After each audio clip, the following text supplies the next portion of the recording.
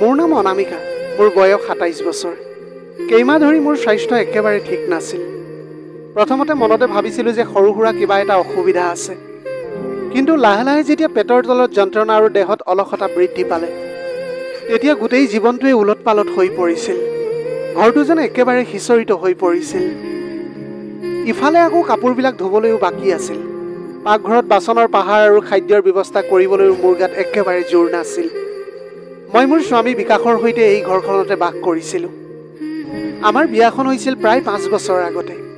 বিয়াৰ আৰম্ভণিতে সকলোৰে দৰে আমিও সুখী দাম্পত্য জীৱন অতিবাহিত কৰিছিলোঁ। কিন্তু কিছুমান দিনৰ পৰা সন্তানৰ বাবে যি আশা পুহি ৰাখিছিলোঁ, সেইটো পূৰ্ণ নহলত আমি দুয়ো হতাশ হৈ পৰিছিলোঁ। চিকিৎসকক দেখুৱাবলৈ গৈছিলোঁ যদিও বিকাশে নিজৰ সমস্যা মানি ল'বলৈ কেতিয়াও সাজুৱেই নাছিল। তেওঁৰ জেদী স্বভাৱে আমাৰ সম্পৰ্কত অশান্তিৰ সৃষ্টি কৰিছিল।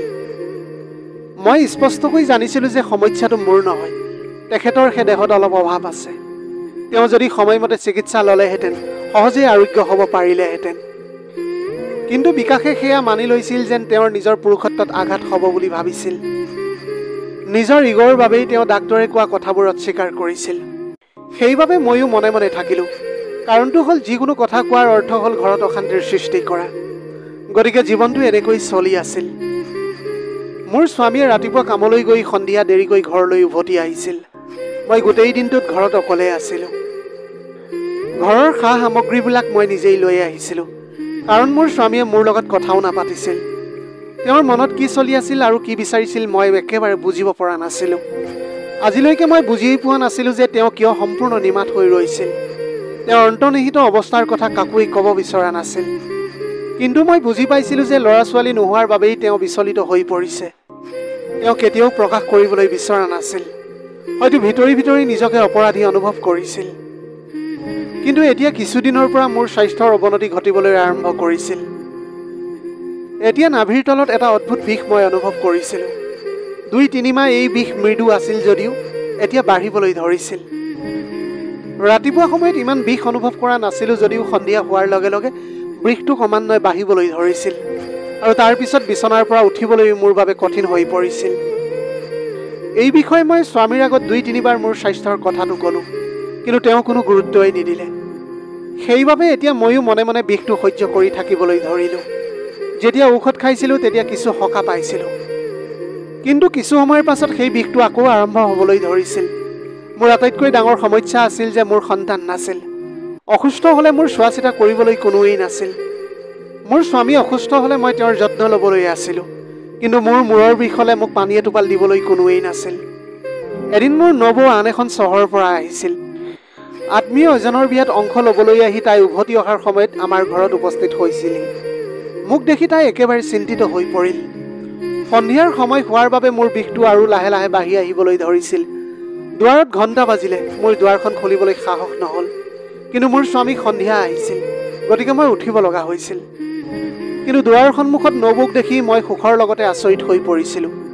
নবৌৱে অহাৰ বহু আগৰে পৰাই দুৱাৰত ঘণ্টা বজাই আছিল। তাই অহাৰ লগে লগে মোক সুধিলে যে ইমান দেৰিকৈ তুমি দুৱাৰখন কিয় খুলিছা। মই তাইক চাহ দি মোৰ গোটেই কাহিনীটো ক'লোঁ। তাই তেতিয়া লক্ষ্য কৰিছিল যে ভয়ৰ বাবে মোৰ ৰংটো সেতা হৈ গৈছে। মোৰ কাহিনীটো শুনি নবৌৱে গভীৰ চিন্তাত সোমাই পৰিল।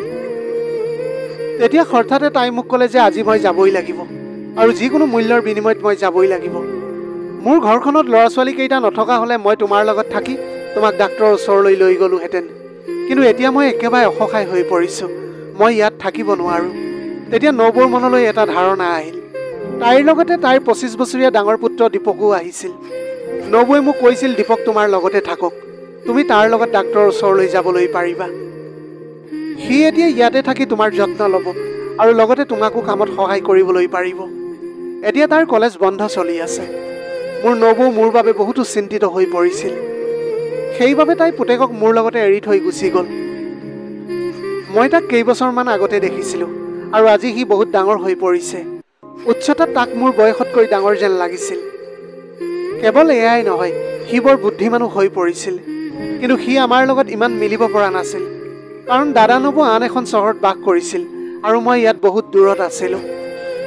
আমি সকলোৱে নিজৰ নিজৰ জীৱনত ব্যস্ত আছিলোঁ। আমি ইজনে সিজনক লগ কৰিবলৈ সময় পোৱা নাছিলোঁ। যিয়েই নহওক দীপক মোৰ ঘৰত এতিয়া থাকিবলৈ ধৰিলে আৰু নবৌৰ জোৰত সি মোক ডাক্তৰৰ ওচৰলৈ লৈ গ'ল। মই নিজে যাব পাৰিলোহেঁতেন, কিন্তু অকলে যাবলৈ মোৰ বহুত ভয় লাগিছিল। মোৰ ঘৰটো কলনীৰ পৰা অলপ দূৰৈত আছিল, গতিকে যাবলৈ আৰু আহিবলৈ বহুত সময় লাগিছিল। মই দীপকৰ লগত বাছত ৩৫ মিনিট যাত্ৰা কৰাৰ পাছত চিকিৎসালয় পালোগৈ। বহু দেৰিৰ মূৰত মোৰ পাল আহিল, গতিকে দীপকৰ লগতে ভিতৰলৈ ডাক্তৰৰ ওচৰলৈ গ'লোঁ। ডাক্তৰে এতিয়া দীপকক এফালে বহিবলৈ ক'লে। সি মনে মনে বহু দূৰতে বহি থাকিল। ডাক্তৰে মোক আল্ট্ৰাচাউণ্ড কৰি এটা অদ্ভুত ৰোগৰ কথা ক'লে। তেতিয়া চিকিৎসকগৰাকীয়ে কয় যে বয়স বৃদ্ধি হোৱাৰ লগে লগে এই ৰোগত মহিলাসকল আক্ৰান্ত হয়। ১০০ গৰাকী মহিলাৰ ভিতৰত ১০ গৰাকী এই ৰোগত আক্ৰান্ত হয়। এই ৰোগত ২ প্ৰকাৰৰ সমস্যা থাকে। প্ৰথমতে সন্তান নথকাটো বৰ কঠিন, আৰু দ্বিতীয়তে বৰ বেদনাদায়ক। যদি এগৰাকী মহিলা ইতিমধ্যে সন্তান আছে, তেন্তে তেওঁৰ জৰায়ু আঁতৰাই এই বিষৰ পৰা মুক্তি পাব পাৰে। কিন্তু যদিহে সন্তান নাথাকে, তেন্তে মহিলাগৰাকীৰ বাবে ই এক বৃহৎ সমস্যাৰ সৃষ্টি হৈ পৰে। মহিলাসকলে ঔষধ ব্যৱহাৰ কৰিবলৈ পাৰে, কিন্তু এই ঔষধৰ দ্বাৰা সন্তান জন্ম দিয়াৰ সম্ভাৱনা দিনক দিনে কমি গৈ থাকে আৰু মহিলাগৰাকী সম্পূৰ্ণ বন্ধ্যা হৈ পৰে। তেনেস্থলত এনে এগৰাকী মহিলাৰ বাবে অপাৰেশ্যনেই শেষ সমাধান, কিন্তু ইয়াৰ বাবে বহুত টকা খৰচ হ'ব।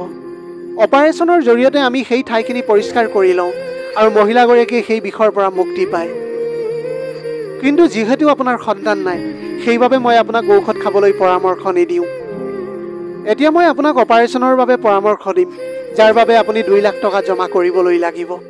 অপাৰেশ্যনৰ পিছত আপুনি এই বিষৰ পৰা মুক্ত হ'ব আৰু ভগৱানে ইচ্ছা কৰিলে আপোনাৰো সন্তান জন্ম হ'ব। এতিয়া প্ৰায় ২ লাখ টকাৰ কথাটো শুনি মোৰ মনটো একেবাৰে শূন্য হৈ পৰিল। আজিৰ যুগত নিজে খাই বৈ চলি ফুৰিবলৈ কষ্ট হৈ পৰিছে, তেনেস্থলত মই ২ লাখ টকা ক'ৰ পৰা ব্যৱস্থা কৰিম? মই মনে মনে উঠি ডাক্তৰক একো নোকোৱাকৈ ওলাই আহিছিলোঁ। এতিয়া গোটেই বাটটো মোৰ অসুস্থতাক লৈ টেনশ্যনত আছিলোঁ। সন্ধিয়া ঘৰ পাওঁতে মোৰ বহুত দুখ লাগিল আৰু ইফালে বিষটো ক্ৰমান্বয়ে বাঢ়িবলৈ ধৰিছিল। মোৰ অৱস্থাটো দেখি দীপকে মোক জিৰণি ল'বলৈ ক'লে। দীপকে ক'লে যে মই তোমাক ঔষধ আনি দিওঁ। এই বুলি কৈ সি এতিয়া মোক বিষনাশক ঔষধ আৰু পানী আনি দিলে। বিচনাত শুই জিৰণি ল'বলৈ ধৰিলোঁ মই। জিৰণি লৈ থাকোঁতেও মোৰ মনলৈ কিছুমান প্ৰশ্ন আহিছিল যে এতিয়া মই খাদ্য ৰান্ধিব লাগিব, ঘৰৰ কাম কাজ বহুত কৰিব লগা আছে। এনেকৈয়ে সন্ধিয়া চাহ বনাবৰ বাবে সময় আহি গ'ল। এই সকলোবোৰ ভাবি থাকোঁতে দীপক চাহ একাপ লৈ মোৰ ৰুমলৈ আহিল। চাহখিনি মোৰ সন্মুখত ৰাখি সি এতিয়া মনে মনে উভতি গ'ল। চাহখিনি খোৱাৰ পিছত মই কিছু সকাহ পালোঁ। আগতেও শুনিছিলোঁ যে পেটত বিষ হ'লে গৰম কিবা এটা বস্তু খাব লাগে। তেতিয়াই মনত পৰিল পাকঘৰত ধুবলৈ বাচন বৰ্তনবিলাক আছিল।